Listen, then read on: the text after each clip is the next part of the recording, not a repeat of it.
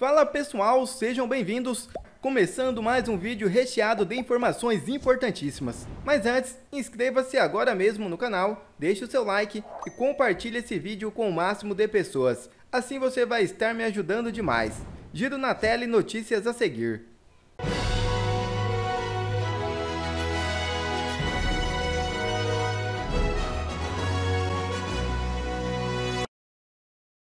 Informação da PGR vaza e revela plano contra Bolsonaro. É isso mesmo. O Procurador-Geral da República, Paulo Gonet, informou a seus auxiliares que pretende apresentar uma denúncia contra o ex-presidente Jair Bolsonaro após o segundo turno das eleições municipais, marcado para o próximo dia 27. Gonet está analisando 2 inquéritos da Polícia Federal que indiciaram Bolsonaro pela suposta venda irregular de joias sauditas e por possíveis fraudes relacionadas a cartões de vacina. A informação é do Metrópolis. A Polícia Federal concluiu 2 investigações sobre Bolsonaro neste ano, apontando crimes que envolvem o ex-presidente e seus aliados. Em março, Bolsonaro foi indiciado por associação criminosa e inserção de dados falsos em sistemas públicos, no caso dos cartões de vacina falsificados durante a pandemia de Covid-19. Já em julho, ele foi acusado de peculato, associação criminosa e lavagem de dinheiro devido à apropriação indevida de joias valiosas recebidas como presente do governo da Arábia Saudita. A Procuradoria-Geral da República estuda quais crimes incluir a denúncia que será encaminhada ao Supremo Tribunal Federal. Alguns assessores de Gonet sugerem que os 2 inquéritos sejam reunidos em uma única denúncia criminal. O caso das joias sauditas teve um novo desdobramento em agosto, quando a PF indiciou Bolsonaro. O Tribunal de Contas da União revisou sua posição e afirmou que não existe norma clara na legislação sobre quais presentes devem ser incorporados ao patrimônio público pelos presidentes. É mais um escandaloso absurdo de perseguição contra o ex-presidente Jair Bolsonaro. Lula pode ficar com 11 containers de presente e nada acontece. A coisa já está tão descarada que nem disfarçam mais a perseguição contra um lado. E por falar em Bolsonaro, ele se manifestou sobre a derrota de Pablo Marçal. É isso mesmo. Após a derrota de Pablo Marçal na disputa pela Prefeitura de São Paulo, o ex-presidente Jair Bolsonaro fez uma declaração sobre o futuro dos votos conservadores no segundo turno. Segundo Bolsonaro, eleitores de Marçal devem se unir em torno de Ricardo Nunes na disputa contra Guilherme Boulos. Abre aspas. Não precisamos que o Marçal declare apoio ao Ricardo Nunes. A direita brasileira não é gado. Tem consciência e responsabilidade. Se o Marçal quiser declarar apoio, tudo bem. Mas não é uma necessidade. O Marçal passou a campanha dizendo que Guilherme Boulos usa drogas. A verdade é que Boulos por si só é uma droga. Fecha aspas, comentou Bolsonaro. Quando questionado se a passagem de Nunes para o segundo turno indicaria uma vitória do bolsonarismo sobre a ala conservadora que apoiava Marçal, Bolsonaro afirmou, abre aspas, sim, sou o líder mais velho, né? Novas lideranças na direita são bem-vindas, mas tem que vir para somar, né? Não para dividir. Fecha aspas, disse Bolsonaro. A primeira pauta hoje nós vamos fazer uma análise técnica fria, uma análise de analista, uma análise de especialista, uma análise de jornalista, uma análise de jurista, uma análise que não envolve paixões políticas. Então, sinto muito se você não gostar do que vai ser dito, porque hoje vai ser dito o que você precisa saber, não o que você quer. Porque é isso que é querer o bem das pessoas. É você dizer para elas aquilo que elas precisam ouvir, não aquilo que elas querem. Porque quem fala só o que se quer ouvir, não é teu amigo. E também a gente não vai se rebaixar aqui a função de Globo News, que é falar o que a audiência quer ouvir. Então o padrão é diferente, porque o padrão é diferente. Você segura a sua onda, porque você vai ouvir aqui uma análise técnica. Se não gostar, procura uma emissora que fale o que você quer ouvir. Se você gosta de ser enganado, que assim seja. Mas eu não farei isso com vocês. Começamos aqui então com a eleição em São Paulo, que foi uma loucura danada. No último programa, no último Faroeste Brasileiro, a gente trouxe 7 pesquisas que mostravam a loucura dos números. No final daquela noite, as pesquisas que saíram de última hora, todas elas mostravam um empate triplo em primeiro lugar. E esse empate triplo em primeiro lugar representou com fidedignidade o resultado das urnas no sábado. No sábado não, no domingo, ontem, dia 6. Ricardo Nunes, com 29,48% dos votos válidos, e Guilherme Boulos, com 29,07%, vão disputar o segundo turno para a Prefeitura de São Paulo. Pablo Marçal teve 28,14% e confirmou a disputa mais acirrada da história da capital paulista desde a redemocratização. Tabata Amaral, que ficou na quarta colocação, ela obteve 9,91% dos votos e avisou, ainda ontem, que vai apoiar Boulos, obviamente ninguém esperava o contrário, no segundo turno. Enquanto Marçal disse que ficaria ao lado de Ricardo Nunes caso o prefeito adote algumas de suas propostas, como a de educação financeira nas escolas. E Ricardo Nunes espera que a maioria dos eleitores de Marçal possam migrar, é claro, para a sua campanha. Bom, meus queridos, quanto a isso, primeiro ponto, o Nunes ele não precisa se comprometer com isso que o Marçal pediu, porque o Nunes é obrigado a fazer isso que o Marçal pediu, porque a educação financeira já é lei no estado de São Paulo já faz 7 anos. É que nunca foi implementada. Olha que vergonha. Então é uma obrigação. E outra, o Nunes ele cuida de educação infantil. Então dificilmente ele tenha como se comprometer, porque isso é um papel do secretário de Educação do governador Tarcísio de Freitas. E quando eu vejo uma coisa dessa, me entristece, porque mostra que as pessoas não sabem o que o prefeito faz. E nem o que existe no estado de São Paulo. Porque é tudo muito triste. Os vereadores foram eleitos os mais midiáticos possíveis. E eu lembro que na noite de sexta-feira, e é disso que eu quero começar a falar com vocês, o Pablo Marçal publicou nas suas redes um atestado de uma entrada de Guilherme Boulos no ano de 2021 numa clínica chamada Mais Consulta. E nesse atestado, o médico dizia que ele deu a entrada, acompanhado por uma pessoa que não se sabe quem é. Ele estava com um quadro de, se não me falha a memória, de surto psicótico, ideação suicida, paranoia, e um exame que constava nessa descrição, o que é muito estranho, porque estava apenas num atestado e não constava anexado o exame, dizia que ele tinha usado cocaína. Isso foi postado na rede social, né, no Instagram. O que aconteceu depois, no meu ponto de vista, foi definitivo para a eleição de domingo. Porque nós falávamos também na semana passada que, ao lado das pesquisas, nós temos as bolsas de aposta, o Polymarket das eleições. E na sexta-feira, o Polymarket dizia que ou Marçal ia para o segundo turno com Boulos ou Marçal ia para o segundo turno com Nunes. E depois que isso foi publicado, tudo mudou. Por que é que tudo mudou? Tudo mudou porque começou-se a se espalhar esse laudo da cocaína, que é uma coisa que ele tinha prometido mesmo antes de começar as eleições. No dia da convenção que oficializou a candidatura do Pablo Marçal, ele falou para todo mundo que estava ali: tem 2 candidatos a prefeito, o outro nós não sabemos quem é, que usam cocaína, eu tenho papelzinho. Estou só aqui recoletando para vocês se lembrarem. Ali atrás, nós já havíamos dito que, se ele tem esse papelzinho, ele não poderia usá-lo, porque isso é crime.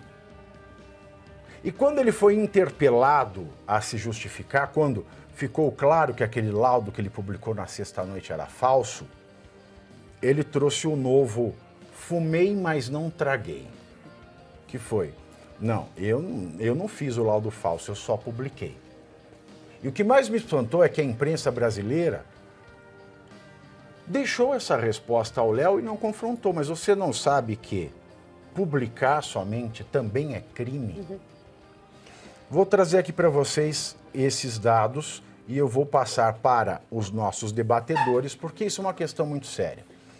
Se nós, como analistas políticos de repercussão no Brasil, temos que ter a responsabilidade de mantermos posicionamentos coerentes, se nós dissermos que a CGU cometeu crime ao revelar o cartão de vacinação da Michele Bolsonaro, nós não podemos amenizar um ato que é tecnicamente a mesma coisa, só que com outra pessoa. O nome disso é imparcialidade e isso vocês vão encontrar aqui. Então, é o seguinte, se esse documento for falso, porque um dos advogados da campanha, o Marcelo Tostes, diz que vai mandar fazer outra perícia. Uma explicação muito muito mambembe que ele deu à imprensa ontem, né, antes de votar. Mas se o documento for falso, nós estamos falando aqui do crime de difamação, porque a difamação é você, mesmo que seja verdade, revelar uma coisa íntima e socialmente abjeta sobre a pessoa. Então, a difamação, injúria, calúnia, porque se for falso e o usuário usar cocaína no Brasil é crime, diferentemente da maconha. Então, nós temos calúnia, injúria e difamação majoradas pelo fato de elas terem se dado em rede social.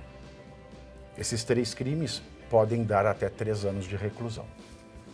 Nós temos a falsificação de documentos, combinada com falsidade ideológica. E a pena é de 5 anos. E se você falsificou e usou, a pena vai para 10. Nós já estamos falando em 13 anos de reclusão. O crime de estelionato é passível de ser aplicado com até mais 5 anos. A associação criminosa, mais 3. Portanto, se tudo isso for verdade, nós estamos pensando aqui em uma reclusão de cerca de 20 anos. Se esses crimes forem, de fato, foram de fato cometidos. Agora, se aquele documento for verdadeiro, não for falso, nós temos outro problema. Porque nós temos o crime de violação de segredo, nós temos o crime de violação de sigilo funcional. Você não precisa ser o médico, mas você obteve, sabe que aquilo é de sigilo médico e você violou. O crime de difamação, mesmo se for verdadeiro, o crime de injúria, mesmo se for verdadeiro, o crime de associação criminosa, mesmo se for verdadeiro por conta das violações, e o crime de estelionato, o que daria aí 8 anos de reclusão. Então tudo isso é muito sério. Tudo isso é muito sério. E eu acho que o Pablo Marçal só não foi para o segundo turno porque ele cometeu esses prováveis crimes. Pode ser que não dê nada, mas são crimes, estão no Código Penal. E muita gente pensou, se eu votar no Marçal, ele já levou a campanha para o TSE, ele vai ser cassado e o Boulos vai ser prefeito. Quer começar, Luiz Arthur Nogueira? Eu acho que eu dei aqui todo o arcabouço para uma discussão sóbria e sem paixões. Perfeito. Pavinato, eu não sei se ele fez esse cálculo jurídico do risco que ele corre, mas a minha análise política do fato, e talvez quem votou no Marçal não goste de ouvir isso, é que o Marçal, na minha avaliação, em nenhum momento quis ganhar a Prefeitura de São Paulo. Ele entrou nessa campanha para utilizar a campanha municipal de uma forma nacional. Ele está projetando 2026. Ele é muito esperto, ele sabe que o pior cargo político do Brasil é ser prefeito de São Paulo. Eu desafio alguém aqui a mostrar um prefeito de São Paulo que saiu bem avaliado e de lá teve um êxito político. Nenhum. Todos fracassaram depois. Desde Maluf, Marta Kassab, Serra, Dória, vocês podem citar Haddad. Todo prefeito de São Paulo sai esmagado. Sabe por quê? Porque governar essa cidade é uma maluquice. Você pode colocar o Papa para ser prefeito de São Paulo, que vai ser um fracasso. Então, o Marçal não queria ser prefeito em nenhum momento. Ele conseguiu tornar o nome dele nacional. Hoje se fala em Marçal no Brasil inteiro. A cadeirada do Datena foi a melhor coisa que poderia ter acontecido para ele, porque ele ficou conhecido nacionalmente. Para mim, ele fez um cálculo político.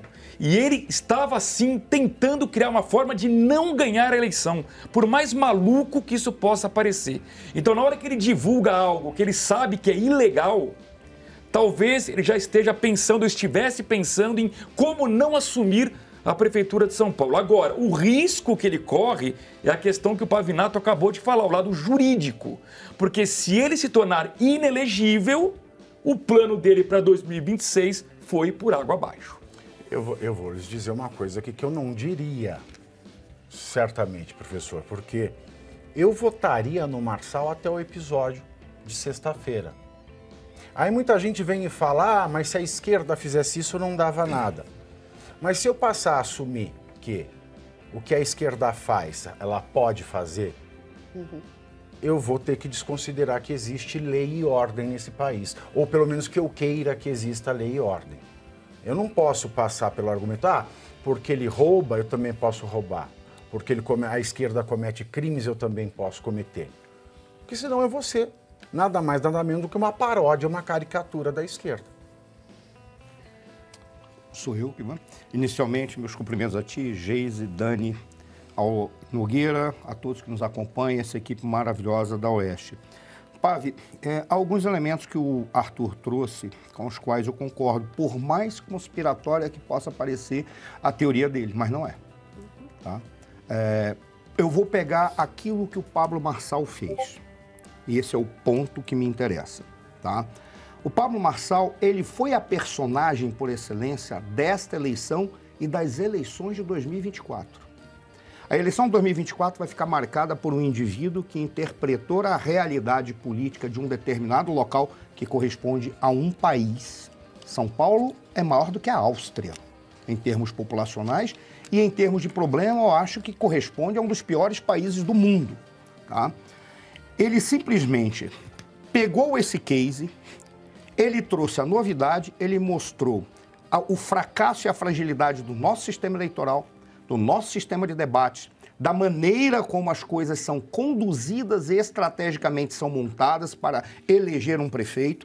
Ele deixou muito claro que nós tínhamos duas hipóteses de duas frentes que na realidade ia ser apenas a permanência do que sempre foi. Alguns diriam, ah, mas é um indivíduo do sistema e o outro que não. Eu acho que é um do sistema e outro do sistema paralelo, se as pessoas forem observar de uma maneira muito fria o que nós... Ele chega do nada, cai como um raio de um céu azul, interpretou o sentimento popular, interpretou o sentimento da direita, fez o serviço sujo do Ricardo Nunes, porque imaginemos que o Pablo Marçal não estivesse aí.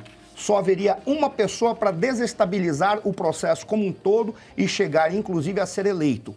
Razão pela qual eu também não sei porque alguém quer ser eleito prefeito de São Paulo, que seria o Salles. O Salles é o único cara que chegaria com peito, com força e com projeto, podendo ser eleito. Só o Salles poderia ter feito algo próximo, mas não da maneira como o Marçal fez.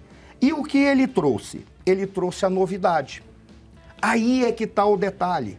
A sensação de que talvez ele tenha chutado para não assumir a prefeitura me parece concreta. Por qual razão? Uma vez eu não vou dizer quem foi o indivíduo, mas uma vez ele disse, já me convidaram para ser prefeito de São Paulo. Por que eu vou assumir uma bucha dessa? Eu vou ficar, na realidade, 30 anos respondendo inquérito. Porque qualquer coisa que você faz em São Paulo, se faz errado, dá um inquérito. Se faz certo, dá um inquérito porque você acertou. Em síntese, é um problema que somente o Rio de Janeiro supera. em termos de confusão, em termos de problema para a vida inteira, sem ter capacidade depois de se alavancar, ser alavancado nacionalmente. Mas o Marçal fez uma política, ele fez uma campanha que o projetou nacionalmente. Isso aí é indiscutível. O problema é que talvez ele tenha cometido o último erro que joga fora a estratégia dele. Ele cometeu 3 grandes erros. O 7 de setembro, ele não precisava ter feito aquilo.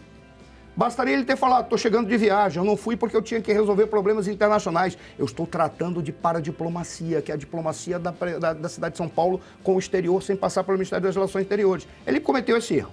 Ele cometeu o erro da cadeirada. Na cadeirada, ele se projetou nacionalmente, mas se ele volta depois da cadeirada e fica ali, todo mundo ia ficar constrangido de bater nele. E ele ia se sobrelevar em relação a tudo e a todos. Cometeu o erro. Aí fez aquilo, sai de ambulância. Foi pior do que eu, para chegar na frente de todo mundo. Andando de ambulância. E a terceira, que foi esse laudo. Ele não precisava, estrategicamente, se alguém cobrasse dele de que ele acusou e não teve prova, ele disse, eu tenho o documento. Por que você não mostrou? O que ele diria?